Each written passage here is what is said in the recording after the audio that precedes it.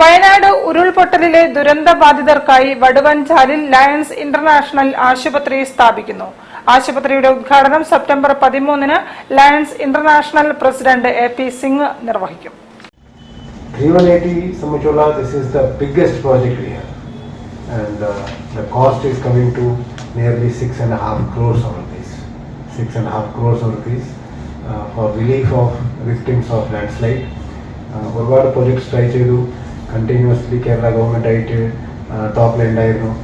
Finally, with the support of everybody, ഏകദേശം 3 മാസം എടുത്തു. ചാരിറ്റബിൾ സൊസൈറ്റിയായി രജിസ്റ്റർ ചെയ്ത ലയൺസ് ക്ലബ് ഇന്റർനാഷണൽ ഫൗണ്ടേഷന്റെ പിന്തുണയോടെ ലയൺസ് ഇന്റർനാഷണൽ MD 318 ദുരിതബാധിതരെ സഹായിക്കുന്നതിനായി ആശുപത്രി സ്ഥാപിക്കുന്നതിന് 6 കോടിയോളം രൂപയുടെ ഗ്രാന്റ് അനുവദിച്ചു. സെപ്റ്റംബർ 13-ന് Lions International president AP Singh ആശുപത്രി ഉദ്ഘാടനം ചെയ്യും. Dialysis centre, ophthalmology, speech and audio therapy, മാനസികാരോഗ്യ കൗൺസിലിംഗ്, OP വിഭാഗം, മറ്റ് കമ്മ്യൂണിറ്റി വികസനം എന്നിവയോടെയാണ് ആശുപത്രി കേന്ദ്രം ആരംഭിക്കുന്നത്. വാർത്താ സമ്മേളനത്തിൽ district governor Ravi Gupta, hospital trust secretary Vineesh Vidyadharan, cabinet secretary Rajesh Kunjappan, cabinet secretary Reeja Gupta, Vatsala Gopinath തുടങ്ങിയവർ സംബന്ധിച്ചു.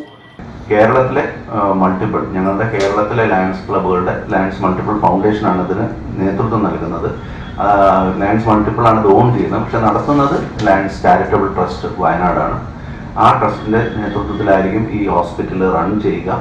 അപ്പോൾ ചൂരൽമലയിലും മുണ്ടക്കയിലുമുള്ള ജനങ്ങൾക്ക്, അർഹരായ ജനങ്ങൾക്ക് സൗജന്യമായിട്ടും വയനാട്ടിലുള്ള മറ്റ് ജനങ്ങൾക്ക് സൗജന്യ നിരക്കിലും സേവനം കൊടുക്കണമെന്നുള്ളതാണ് ഞങ്ങൾ തീരുമാനിച്ചിട്ടുള്ള ഡയാലിസിസ് ഉൾപ്പെടെ. News bureau, Kozhikode. വാർത്തകളിൽ ഒരു ഇടവേള.